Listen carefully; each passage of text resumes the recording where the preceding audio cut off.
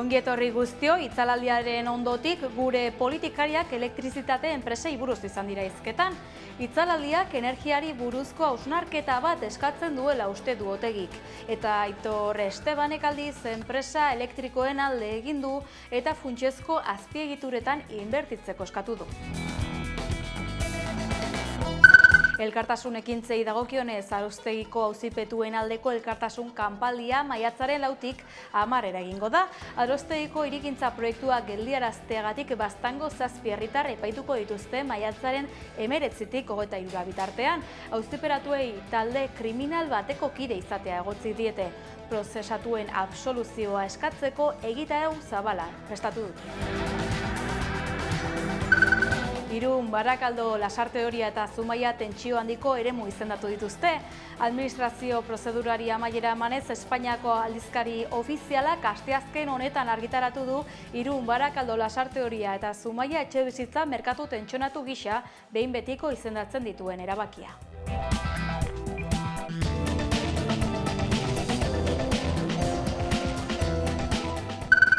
Hego Euskal Herrian gaurtik aurrera haurdunaldi subrogatu bidez atzerrian jaiotako haurrak ezin izango dira zuzenean inskribatu Espainiako erregistro zibilean. Orain arte aukera hori bazegoen ere aurrerantzean soilik filiazio biologikoaren edo adopzioaren bidezko kasuak onartuko dira.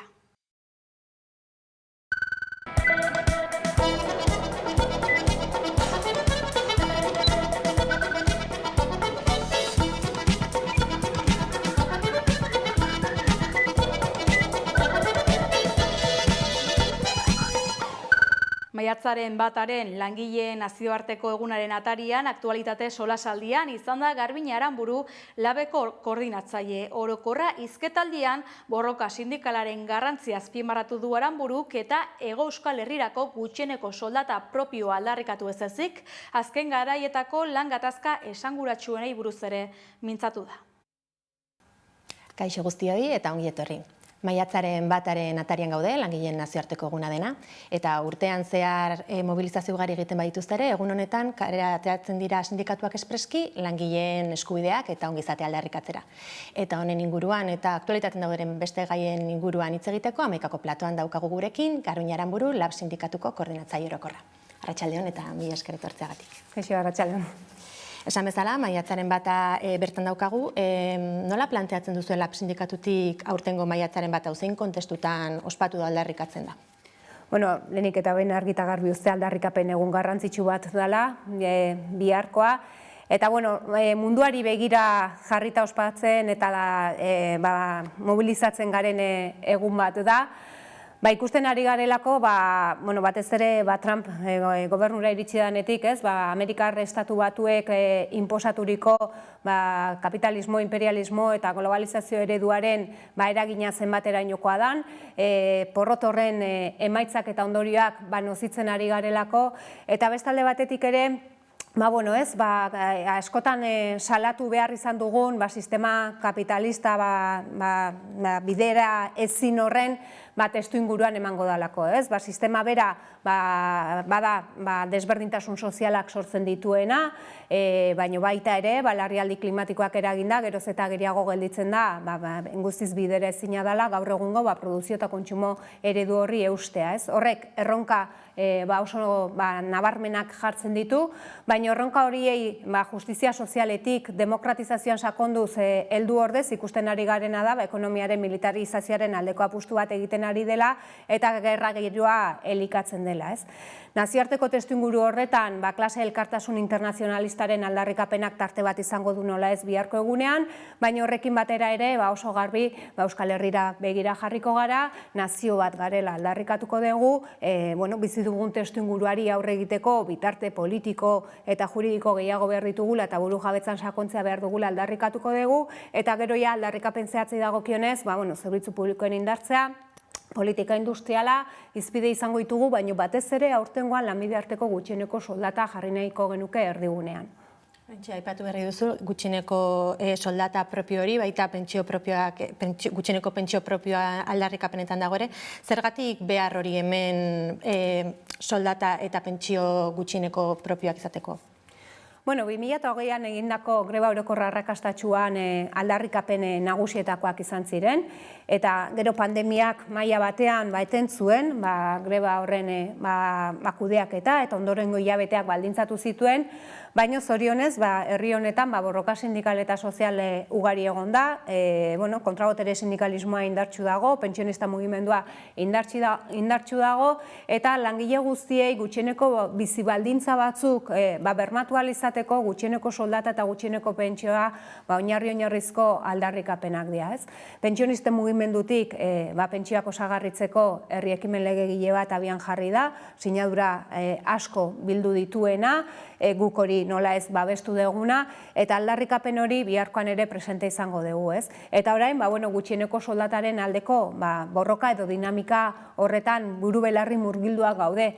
Bi norabidetan ari gara aldarrikapen horren aldeko borroka indartzen.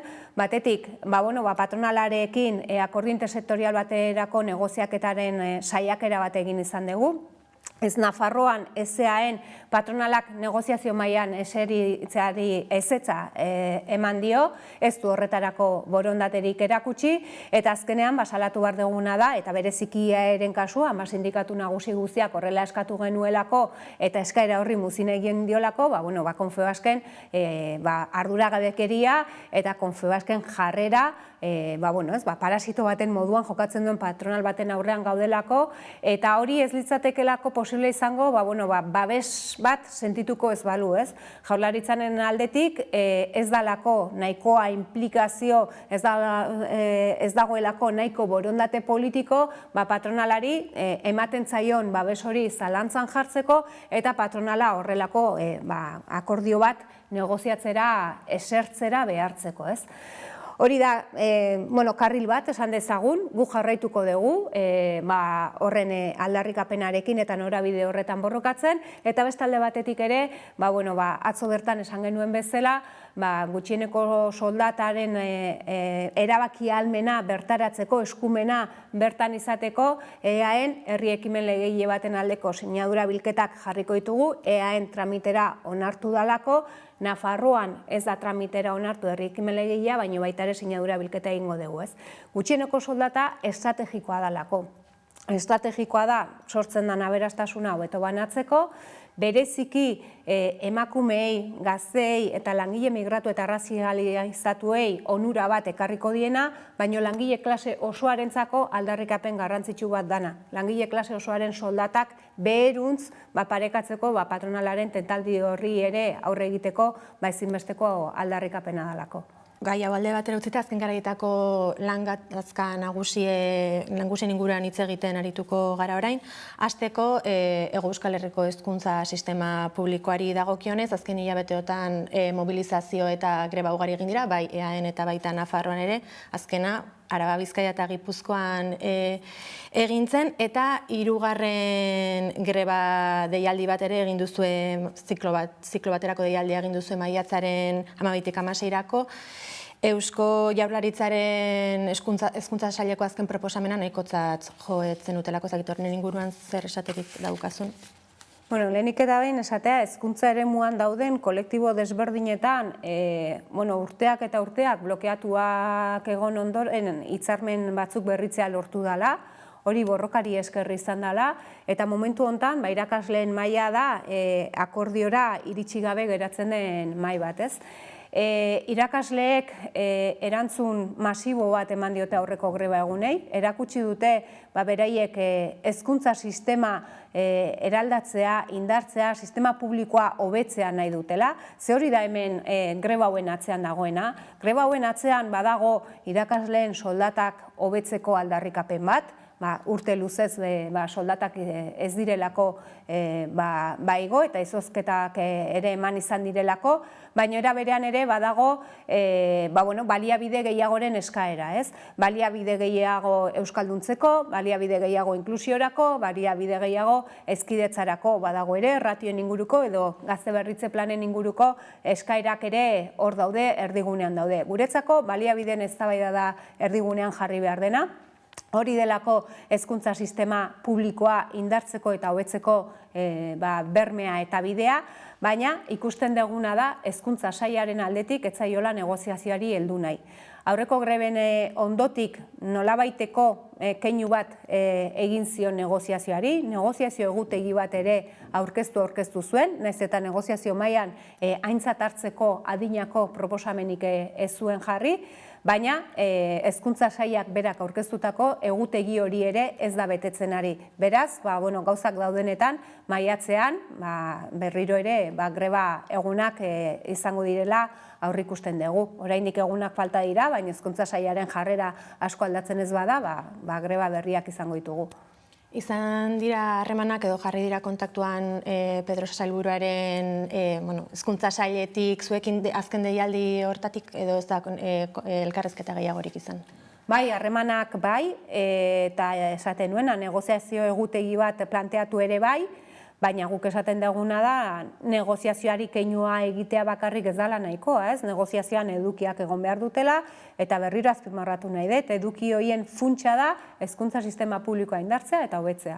Nafarroan ere azken hilabeteotan gainera bereziki askorentzat kezkagarria den egoera dago, industriari dagokionez, hainbat lantegi ixteko deialdia edo egin dute enpresa hauek, tartean BSH edo Suntsundegi azken garaietan, nola baloratuko zenuke egun Nafarroan industriak daukan egoera hau? Nik esango nuke industriaren egoera kezkagarria dela Hego Euskal Herri osoan. Eta horren atzean dagoena da, azken urteetan ez dela politika industrialik egon. Merkatuaren logika nagusitzen utzi da, diru publikoa bai jarri da enpresen eskuetan, baina diru publiko horren gaineko kontrol publikorik ez da egon, eta diru publiko hori inolako baldintzapenik gabe jarri da esku pribatuetan. Ez da egon, ez da eskatu enpleguarekiko inolako konpromisorik, ez da eskatu proiektu industrialak garatzerik, ez da eskatu berrikuntza teknologikoan inbertitzerik, inolako konpromiso sozialik. Horrek ekarri duena da, baita ere multinazionalen eta inbertsio funtsen areagotze bat, bertako enpresen erabaki ahalmena atzerriratzea eta errotze galera bat, eta hori oso arriskutsua da. Eta ekartzen ari dena da, enplegu industrialaren suntxiketa bat, aipatzen ari garen adibide horiek dira, nahi bada igual adibiderik ikusgarrienak, baina industriaren egoerak kezkatzekoa da, maila batean ertetan dauden milaka eta milaka langile horiek eusten diote enplegu suntxiketa hori handiagoa ez izateari, baina azken batean industriaren birmoldaketaz hitz egitea tokatzen da, erronka handiak daudelako mahai gainean, transizio ekosozialaren elementua aintzat hartuko duen industria birmoldaketa bat beharrezkoa da, eta horrek eskatzen duena da, lehenik eta behin gaur egun arte egon ez den planifikazio bat, garapen ereduaren inguruko eta horren birmoldaketaren inguruko hausnarketa sakon bat, badaudelako sektore batzuk nolabaiteko bilakaera bat izan beharko dutenak murrizte aldera, beste batzuk ehazte aldera, garapen edo planifikazio horretan itzen behar da, produzio ereduaz, baina baita ere itzen behar da lanaldi murrizketa bezalako neurrietaz, eskatzen duena da ere esku hartze publiko askoz sendoagoa eta diru publikoaren gaineko kontrol publiko askoz handiagoa, gaur egun arte dividendoetara jundalako diru publiko hori maila handi batean, eta eskatzen duena da ere langileen bizkarrera egingo ezten transizio bat izatea, ez? Langileen parte hartzearekin izango dela bermatzea. Eta guzti horrek ere, gaur egun bizi dugun errealitateak ere erakusten digu azken urteetan eman diren edo izan diren lan erreformen ondorioa zenbaterainokoa dan. Lan erreformak eskutan enplegua suntsitzea oso erresa zaie enpresei, eta dauden deslokalizazio legeak, Nafarroan eaen, ez dira nahikoak, enpresa batek bere produzioa deslokalizatzea erabakitzen duenean, edo enplegua suntsitzea erabakitzen duenean, hori aurre egiteko. Beraz, lege aldaketa batzuk ere sustatu beharko lirateke eta lege garantistagoak beharko lirateke langileen ikuspegitik. Marko honetan ere, aipatu berri dugun honetan, ezoikoen bat egoera gertatzen dira, astelen honetan gertatu den hitzaraldia kasu. Horrelako egoera hauetan, jendeak argi ez du izango, zeintzu dira langileek dituzten eskubideak, horrelako espero zen zerbait gertatzen denean? Bai, egia esan azkar reakzionatu behar izan genuen, jendea azkar batean normalan bezala galdezkasi zelako, ez? Eta argita garbi esan behar dena da, badaudela hor, ez? Langileentzako babes neurri batzuk, lanera bidean edo lanera iritsi ezinean harrapatzen baldin bazaitu olako egoera batek, ez?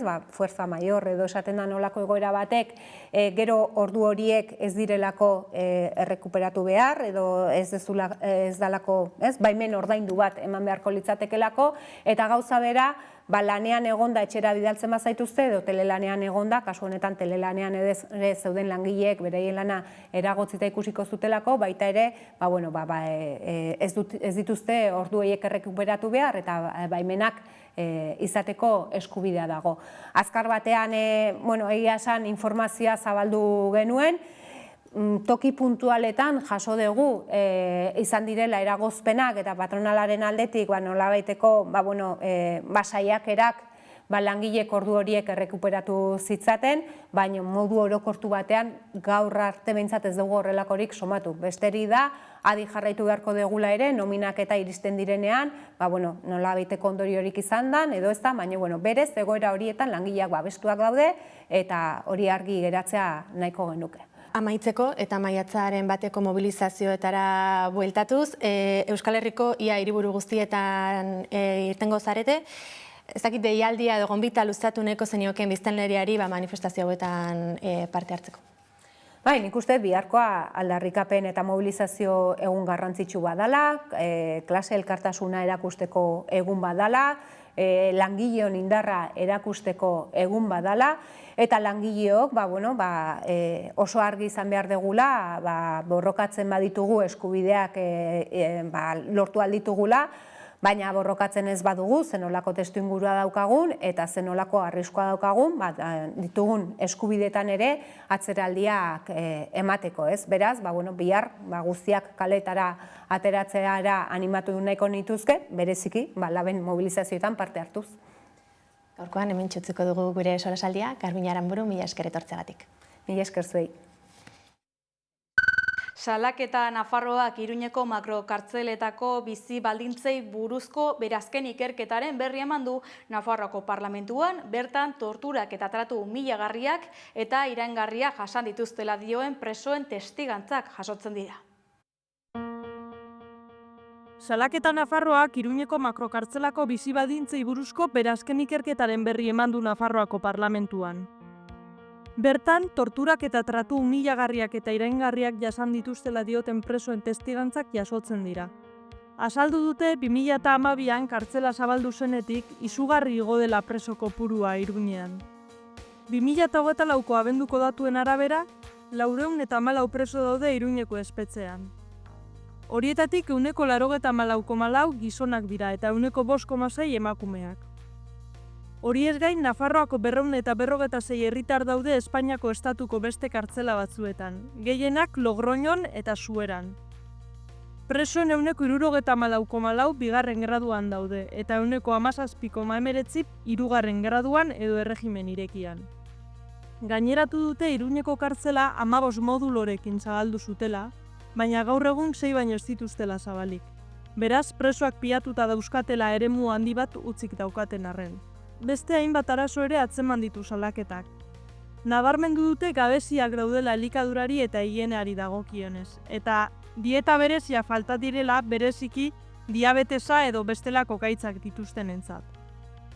Bestalde, Nafarroako gobernuak espetxe osasunaren eskuduntza bere gain hartu zuenetik, osasun mentalari eskainitako arretak hobera egin duela ere adierazi dute. Salaketa elkarteak espetxe eskumena bere gain hartzaren alde egin du, presoen giza eskubideak errespetatzeko positiboa izango dela uste baitu. Alderdi guztiak espetxen eskumena bere gain hartzaren alde agertu dira, UPN izan ezik. Voxeko eta PPko ordezkariak ez dira egon. Euskarari loturiko berriei begira, Espainiako estatuko hizkuntza politiken inboluzioa salatu dute Nazio Batuetan. Espainiak hizkuntza gutxituei ematen dien tratua hizpide hartuta, inboluzioa izan dela salatu dute euskararen, galizieraren eta katalanaren alde ari diren eragileek Nazio Batuen erakundean. Nazio Batuen Giza Eskubideen Kontseiluak ebaluazioa egingo du aztertzeko zer nola dagoen Espainia giza eskubideen arloan. 4 urtean behin egiten den azterketa da. Horregatik, hizkuntza gutxituen aldekoek Espainiar estatuko hizkuntza eskubideen egoeraren txostena aurkeztu dute. Eskubide urraketak salatu eta horiek gainditzeko proposamenak egin dituzte. Euskalgintzaren Kontseilua ere egonda Geneban agerraldia egin duten eragileen artean. Kontseiluak eskatu du abiaraz dadila euskararen normalizazio prozesua desblokatzeko arkitektura juridikoa eta bukatu dadila Nafarroako zonifikazioa. Galizierari erreparatuz gogoratu dute besteak beste Galiziako hizkuntza nagusi izatari utzi diola. Gainera, ohartarazi dute zer ondorio izan ditzakeen hango telebista publikoan gaztelaniazko saioak txertatzen hasteko asmoak. Valentziaren kasuan, PP eta Vox alderdiek hezkuntza sisteman katalanari leku gutxiago emateko asmoz onartutako Rovira legea deitoratu dute. Euskalgintzaren Kontseiluaren Galiziera normalizatzeko mahaiaren eta katalanaren aldeko plataformen ustez, ezinbestekoa da Espainiako botere judizialaren lege organikoaren 231. artikulua lehenbailehen aldatzea. Izan ere, gaur egun, legeak eragotzi egiten du epaiketak eta jardunbide juridikoak gaztelania ezten beste hizkuntza batean egitea. Horrez gain, Galiziako eta Kataluniako ereduen ildotik, 2 hizkuntza ofizial dituen lurralde bateko langile publiko izateko 2 hizkuntza ofizialak ezagutzea eskatzea ere planteatu du. Lan munduan, Nafarroako 03ko intersindikalak lan batzordean parte hartzea eskatu du. Irune Errejanok azalduko digu. 03ko intersindikala osatzen duten LAB, ELA, Esteila, SAFAMNA, UGT eta Comisiones Obreras sindikatuek Nafarroko udal eta Kontsejuen Federazioaren eta Hezkuntza Departamentuaren arteko lan batzordean sartzea exigitu dute. Haien parte hartzea beharrezkotzat jo dute, haurreskolen beharrak zuzenean ezagutzen dituztelako haien esanetan. Hortaz, asteazkenero hemen Hezkuntza Departamentuaren aurrean elkartuko direla adierazi dute.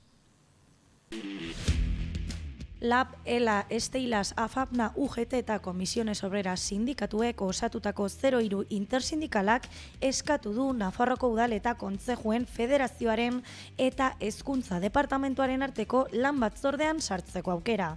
Asteazken honetan, hilaren 30ean, elkarretaratzea egin dute bi erakundeek hileko 2. asteazkenero egiten duten batzordean haien presentzia eta parte hartzea aldarrikatzeko. 03ko zikloan ez dago sindikatuak eta departamentuaren arteko inolako biderik, mairik, ez negoziatzailerik, ez dago inolako hitza edo elkarbanatzeko espaziorik, eta hori da guk eskatzen duguna. Sindikatuen esanetan 03 zikloko profesionalak izanik harreman estua dute haur eta familiekin, eta eguneroko jardunaren bidez haurreskolen benetako beharrei buruzko ikuspegi zuzena dute. Lan batzorde horretan elkartzen dira departamentuak eta Nafarroako federazioa, bai? Orduan, hor daude udalak eta departamentua. Eskoletan dauden beharrak ez daude hor, ez dakite zeinek diren justo eskoletan langileek dauzkaten beharrak. Orduan, pentsatzen dugu gelditzen dela hanka bat motz, bai? Falta dela beste hanka bat eta hanka hori gu garela, bai? Langileen hitza eman ahal izateko. Hortaz, euren eskaerei erantzuten ez zaion bitartean, asteazkenero elkarretaratzeak egingo dituztela iragarri dute Hezkuntza Departamentuaren aurrean. Oihartzunen da Udane Arbeo berri emaia, Udane, konta eguzu? Udalbiltzak 3. aldiz abian du geuretik sortua kultur beka, euskal sorkuntza sustatzea du helburu eta aurten 46 herritan 30 proiektu burutuko dira. Arlo desberdinak izango dira, antzerkia, komikigintza eta literatura esaterako, eta dagoeneko sortzaile horiek egonaldi artistikoak egiten ari dira esate baterako hementxe bertan Oihartzungo Karrika auzoan saioa Iribarren eta Ander Basaldua egiten ari dira literatur proiektu oroituz izenekoa. Gu saioa Iribarren eta Ander Basaldua gara, Goitibera Antzerki konpainiakoak, eta hemen aurten Udalbiltzako geuretik sortuak ekimenarekin literatura atalean sorkuntza berri bat egiten gaude. Oiartzuneko Karrika auzoko haurtzaindegi zaharrean egingo dugu egonaldia, eta Oiartzuneko helduekin eta jubilatuekin, zaharren etxekoekin eta memoria historikoko elkartekoekin elkartuko gara bertako istorioak berreskuratzeko eta horrekin oroituz proiektua sortzeko. Iker Laurobaren Izorrai kantarekin bagoaz, kalean ikusiko gara bihar, ongi izan.